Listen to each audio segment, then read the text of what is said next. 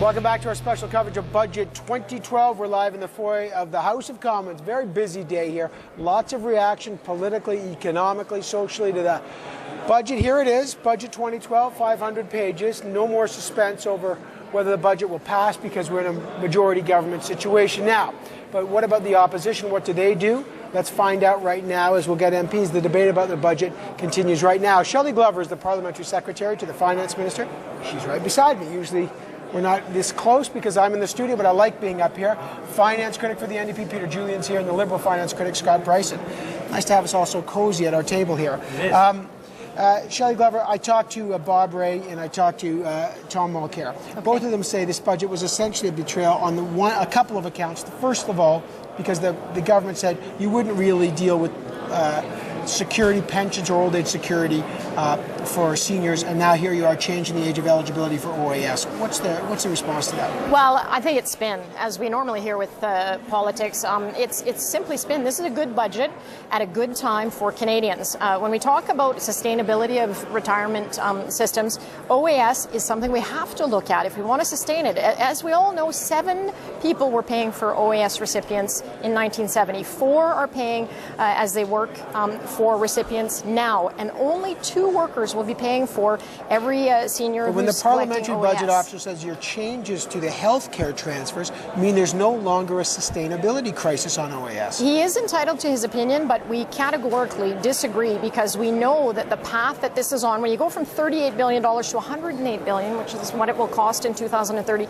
you have to protect this. But there are other measures that actually help seniors, because I know of a project in the budget, the third quarter project started in Manitoba through the Chamber of Commerce, that actually helps seniors who've retired, who get bored, who want to go back to work. It helps them actually pair their skills with what's available in the job market, and we're going to extend that and give them some money so that it expands. What about for vulnerable seniors? What about seniors now that have to wait an extra 2 years? Those most vulnerable low-income seniors now, they'll have to wait. And you've also, by the way, extended the guaranteed income supplement for the even more vulnerable up to the age of 67. Are you punishing low-income seniors? Not at all. We're looking at the reality of the situation, and we are doing what's in the best interest of all seniors, in particularly for low and middle income earners, because they have to know that we're going to sustain this for many generations to come. This isn't going to affect anyone until 2023, so it's 54-year-olds and below that need to start preparing for this.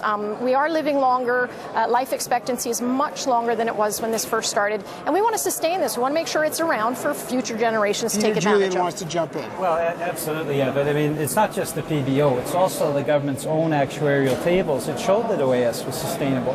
And when Prime Minister Harper made what was an incredibly disrespectful announcement in Switzerland, saying that he was going to attack OAS, attack retirement security, that goes right in the face of the promises he made prior to the May 2nd election. He promised to maintain retirement security, and he's doing exactly the opposite today. That's Jim Flaherty, when I asked him about that, he said, no, we promised to protect pensions and CPPs protected. This is a government program, and it's different. That's the way he responded to it. Well, the reality is that we're probably going to see a quadrupling of the seniors living in poverty. There's no doubt. It's not just the folks that are forced to work 2 years longer. It's also that many people at 65, 66, because of disabilities, are unable to work, and now they're getting that safety net cut out from underneath them. I think seniors care deeply about our retirement security. I think they're concerned, as all Canadians are, about future seniors not having those kinds of supports. And what happened today was a betrayal of seniors and future seniors in this country.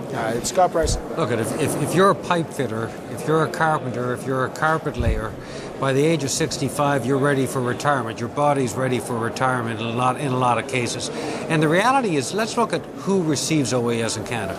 40% of the people getting OAS are making less than $20,000 per year. 53% of the people receiving OAS are making less than $25,000 per year. And if you take the GIS, to qualify for GIS, you need to qualify for OAS. Those are the poorest of the poor. So if you take those 2 years out, it's about $30,000 you're taking out of the poorest, poor homes in Canada. Well, how do you and compensate for that's that? just I mean, not progressive. And those are the don't- numbers. Those are the numbers for Yeah, sure. yeah. Does the government have any way to compensate those vulnerable seniors in these changes? Well, the vulnerable seniors that we're talking about, remember, are people that are in the future. It's not people right now, so you can't. This is about, but I mean, there still will be vulnerable seniors. And that's what I want to focus on, is vulnerable seniors in the future. And that's why our government has also said in this budget, aside from OAS, but there are other things that are going to help seniors in the future, including there's going to be added transfers from the federal government to the provinces, because there will be some consequences as a result already of said this. that there's some compensation provincially. I didn't get a chance. You only had a few minutes here.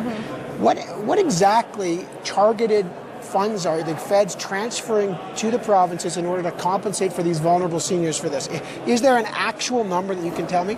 No, that's something that is being worked on. Of course, we're talking about future changes in 2023 until 2029. So the numbers will change, but we know there will be consequences. And so the federal government has said that we will look to compensate the provinces for that, to make sure that the most vulnerable are taken care of. So we're also doing things for disabilities. We're doing things in this budget that will help seniors who have those challenges to make sure they succeed, including employment opportunities. All right, there's a lot of topics. I know you want to get into that, but I want to get into one more. This fast tracking of environmental assessment, capping any assessment for major development projects at 24 months, at 2 years, and this will apply to one of the projects that our viewers know well, and they've heard a lot about, the Northern Gateway Pipeline. Some say that the government will basically be throwing environmental assessment out the window in order to fast-track big projects. Your view on that? Why this 24 months? What will that have to do with the environmental assessment? Well, along with the environmental assessment plan are also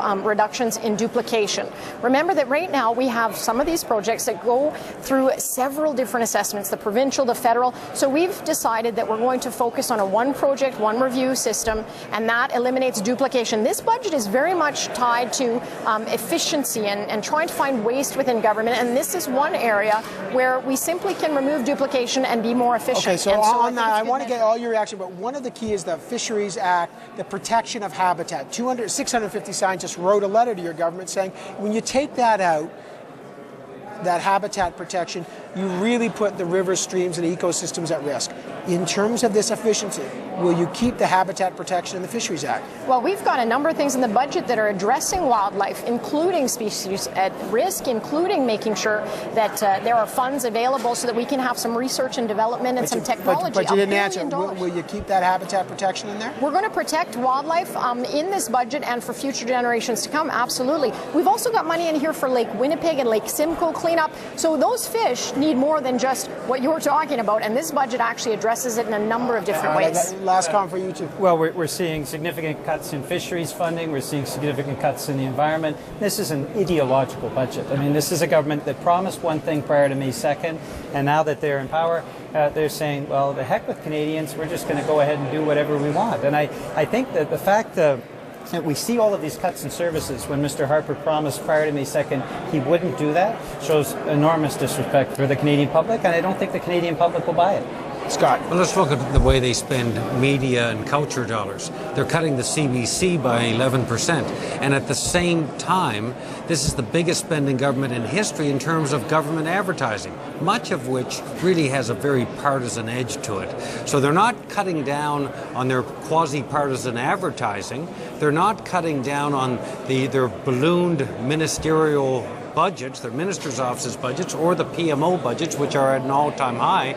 They're cutting CBC. The other thing, too, Evan, if you look at this budget, they are cutting Corrections Canada by almost $300 million when their crime bills are going to be putting more Canadians in jail. So who's going to pay the costs for the expansion of those prisons and for taking care of those prisoners? It's going to be the provinces. That's a giant offloading onto provinces. Who ultimately will pay for that? Well, that's going to be seniors who need health care. And we're going to see their health care dollars crowded out by this expense on prisons. So I think the government has a lot to answer for some of the holes in their logic. The government says that they're not going to have to construct any new prisons, but every single analysis that's been done of the crime bills show exactly the opposite. The F-35s as well, the cost of balloon from $9 billion to $30 to $40 billion. So that the government has this ideological hard edge where they're saying Canadian seniors and Canadian families have to pay for the F-35s in the prison. Shelly, in fairness, Shelly, where are they going to put the prisoners? Where are they going to put the prisoners? They're constructing. They're constructing India. They're constructing. I got about 20 seconds, but they're constructing lots more beds. Well, Go ahead. all of what was said was absolutely false. In fact, the assessments showed that there was going to be this huge influx of prisoners, up to 16,800, and we had all of 800 increase by the September date that they predicted, which was substantially lower. Again, you know, people are predicting these things without the facts. The number in the budget, I'll just give a factor. I hate to inject a fact in here, but there's 2,500 new beds they'll build for about $600 million. So now they say there's renovations.